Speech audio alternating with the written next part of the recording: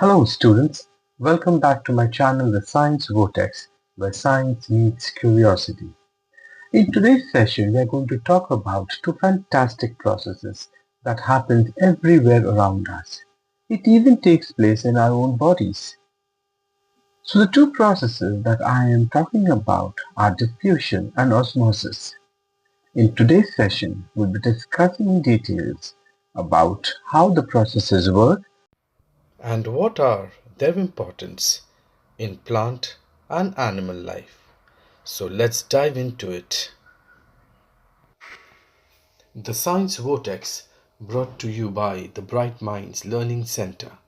Join our coaching to be exam ready, master concepts and ace every test, all from the comfort of your home. Now let's start understanding what is diffusion. Now imagine you spray some perfume in one corner of the room. In a while, you will notice that the entire room is filled with the aroma of the perfume.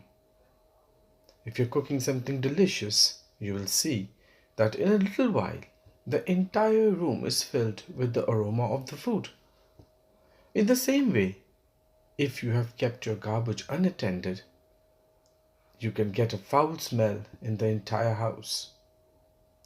The question here is, how do these things happen? And this is where the magic of diffusion begins.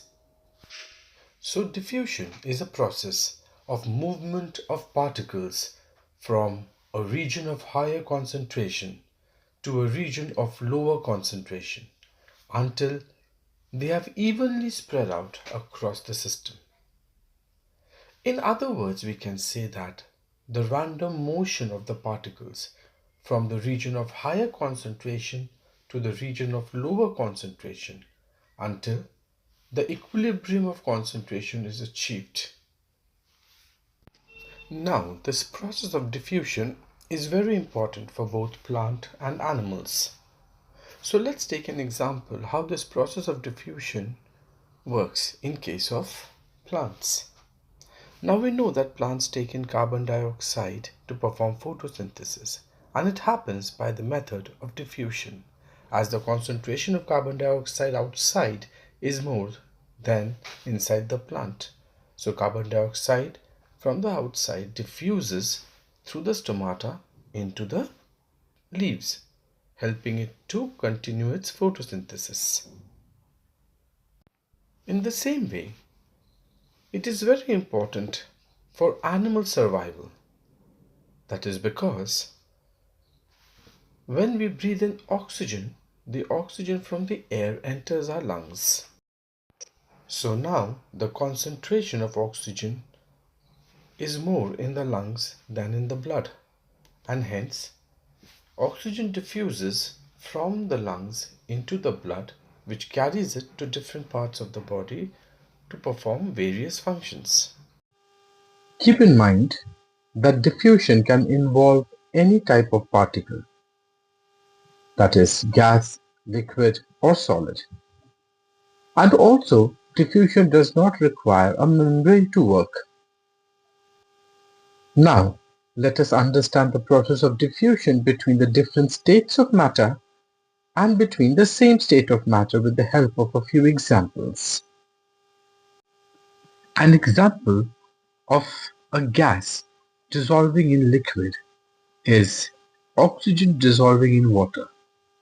Now oxygen from the air diffuses into water, allowing aquatic organisms to survive by absorbing the dissolved oxygen. In the same way, diffusion can take place between solid and gases.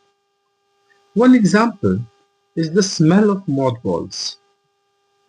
The solid mothball releases gas particles that diffuse into the surrounding air, spreading its smell. Diffusion can also happen between liquid and solid. One such example is dissolving sugar into water. Diffusion can also take place between the same states of matter. For example, it can happen between liquids and liquids. When you pour milk into a coffee, they diffuse in each other and form a delicious drink. In the same way, diffusion can also take place between gases. If you burn an incense stick, you will see that the aroma of the incense stick spreads throughout the house. That is because of the diffusion of the incense aroma into the air. In the same way, diffusion can also take place between two solids. For example, the making of alloys. With that, we wrap up our understanding of diffusion. Now we are going to dive into the next fascinating process, that is osmosis. Osmosis is the movement of water molecules from a region of higher water concentration to a region of lower water concentration through a semi-permeable membrane.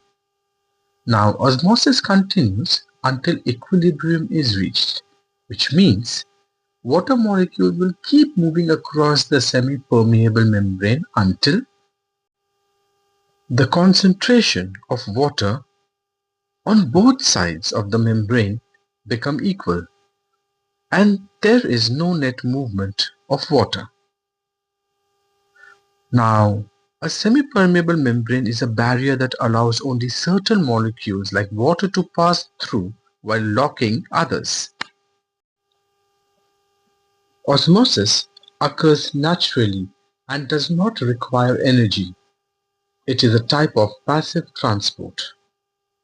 Also, water moves to balance the concentration of solute, like salt or sugar, on both sides of the membrane. Now, let us understand how these processes are important for plant and animal life. When you water a plant, water enters the root cells through osmosis. The roots have a higher concentration of solutes than the surrounding soil, so water moves into the roots from the soil. Osmosis also helps plants maintain their structure by keeping their cell filled with water, which exerts pressure on the walls, called the turbo pressure.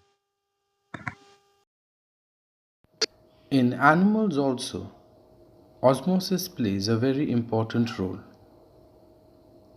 The red blood cells placed in pure water absorbs water through osmosis and swells up. If placed in a very salty solution, they lose water and shrink. In the same way, in our kidneys, osmosis plays a crucial role in the reabsorption of water during urine formation. Well, that brings us to the end of our journey exploring the fascinating processes of diffusion and osmosis. From the gentle movement of the molecules to the vital role osmosis plays in keeping plants and animals alive. These processes remind us how incredible nature really is. If you found this explanation helpful, don't forget to like this video, subscribe to the Science Vortex, and hit the bell icon so you can never miss out on exciting topics like this one. Got questions or curious about other scientific wonders? Drop them in the comment below. I'd love to hear from you. Until next time, keep observing, stay curious.